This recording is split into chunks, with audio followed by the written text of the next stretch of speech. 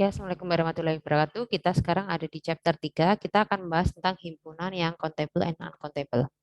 Oke, saya mau share screen terlebih dahulu ya. Oke, saya mau mengambil apa yang harus dibahas di sini ya. Karena ini pembahasannya saya takutnya Anda agak kesulitan dalam memahami. Maka di sini saya mengambil poin-poinnya saja.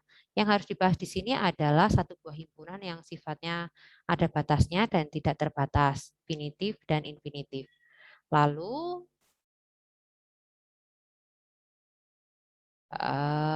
ini ya contohnya, ada contohnya, dan ini apa ini? Nih, countable and uncountable set. Jadi yang terhitung dan tak terhitung itu. Jadi jenis-jenis himpunan itu sebenarnya ada banyak ya. Yang tadi yang ada finitif itu kita sebutnya sebagai berhingga. Nah, ini berhingga dan elemennya itu ada batasnya. Contohnya, ini yang paling gampang, X adalah bilangan 3 bilangan ganjil pertama, berarti nilainya adalah 1,3,5. X kurang dari 5 dan lebih dari 15. X bilangan genap, berarti ada 6, 8, 10, 12, 15. Kalau tak berhingga, berarti sampai berapanya itu enggak jelas. Gitu. Tidak ada. Ya. Biasanya kita lambangkan dengan gini. Gini ya lambangnya. Lambang infinitif. Yang gambarnya seperti 83 dibalik. Nah, ini tadi untuk himpunan yang ada hingga dan tak berhingga. Maka tugas Anda adalah, ini tadi kan saya tanda nih. Ya, ya ini tadi di atas saya tandai. Mana ya? Nah, ini kan saya bila tandai finitif dan infinitif. Maka silahkan Anda cari contoh yang termasuk persamaan infinitif dan yang yang finitif set dan infinitif set. Jadi yang himpunan berhingga dan himpunan tak berhingga. Lalu di selanjutnya Anda juga diajak untuk belajar membedakan eh, yang bisa dihitung dan yang tidak bisa dihitung, countable and uncountable. Oke, saya mencoba menggunakan pendekatan yang lebih mudah gitu ya dari website yang lain supaya Anda lebih mudah. Sebenarnya isinya sama, cuman ini sudah dalam bentuk bahasa Indonesia sehingga lebih mudah mungkin bagi Anda untuk memahami. Dan kata-katanya pun sama sebenarnya dengan yang ada di dalam modul. Ini saya ambil dari UGM. Jadi ketika kita mau mengukur satu buah himpunan, ini sebenarnya himpunan ini bisa berhingga atau tidak terkait dengan finitif dan infinitif tadi, maka kita bisa membedakannya dengan countable and uncountable. Caranya, maka Anda harus punya 2 set minimal himpunan. Kita sebutnya asumsikan A dan B, begitu ya. Himpunan A itu secara kardinal sama dengan himpunan B. Jadi nilainya sama. Maka notasinya adalah jumlah dari himpunan A akan sama dengan anggota himpunan B. Jika terdapat fungsi bijektif, bijektif itu artinya dua. Oh ini yang belum saya jelaskan ya. Ada yang fungsinya bijektif dan ada yang fungsinya injektif. Nah kalau dia adalah fungsi bijektif, F dari A ke B, maka kardinalitas himpunan A itu kurang atau sama dengan himpunan B. Kita tulisnya di sini. A kurang dari sama dengan B. Maka jika terdapat fungsi injektif dari A ke B, gitu ya. Jika ada fungsi injektif dari A ke B, kita nulisnya kayak gini. Maka dari definisi yang saya sampaikan tadi, ada yang sifatnya fungsi bijektif, maka akan semacam ini. A sama dengan B. Kalau injektif, maka nilainya A kurang dari B. Maka ukuran himpunan A dan B tadi, jika kita punya nih satu elemen A, yang pasti akan dipasangkan dengan satu elemen B, maka himpunan A dan B itu akan punya ukuran yang sama, gitu ya.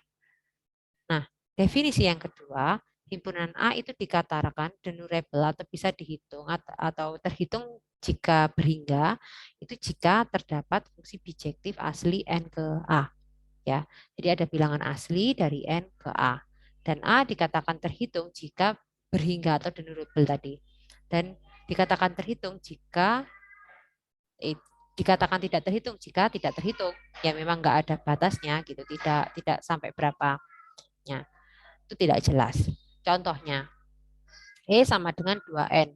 Artinya untuk setiap N itu pasti akan satu-satu punya pasangan. Untuk bilangan asli ya, bukan untuk bilangan eh, apalagi untuk bilangan genap ini ya. Untuk bilangan genap. Maka dia punya batasan 2N. Berarti 2 kali 1 itu pasti 2, 2 kali 2 pasti 4, 2 kali 4 pasti 8. Maka pasti anu ya, pasti punya nilainya dan bijektif. Ada nilai yang sama. Misalnya min 2. Min 2 kali 2 ya nilainya 2. Gitu ya. Sehingga kita bisa mengatakan dari oh dia ada batasnya, dia deniable, dan dia punya satu-satu ukuran, maka kita bisa bilang dia himpunan yang berhingga. Sementara untuk himpunan yang tidak berhingga, contohnya himpunan bilangan real. Nah, real itu dari batas berapa sampai batas berapa, maka tak terhitung. Nah, itu dia kita sebut dia sebagai himpunan tak terhitung.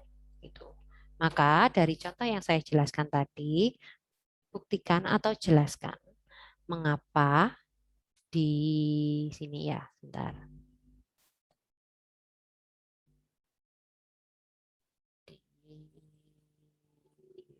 Penjelasan yang pertama tadi,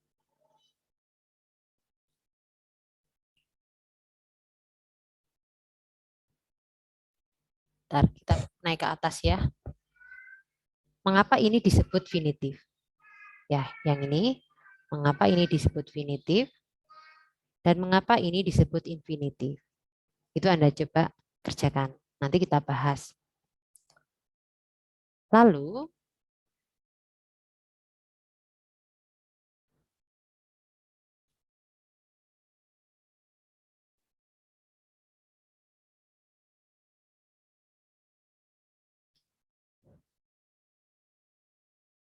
bentar ya, saya turun ke bawah dulu.